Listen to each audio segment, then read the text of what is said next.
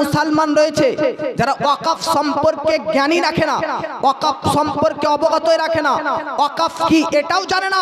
তবে আপনাদেরকে বলে দিচ্ছি শুনেন, এটা তো কেবল টেলার, পিকচার তো अभी বাকি है। এটা তো বহরমপুর থেকে শুরু করলাম, এটা তো জঙ্গিপুর থেকে শুরু করলাম, এটা তো মালদা থেকে শুরু করলাম, এটা তো বোলপুর বীরভূম থেকে শুরু করলাম, এটা তো মুরারই থেকে শুরু করলাম।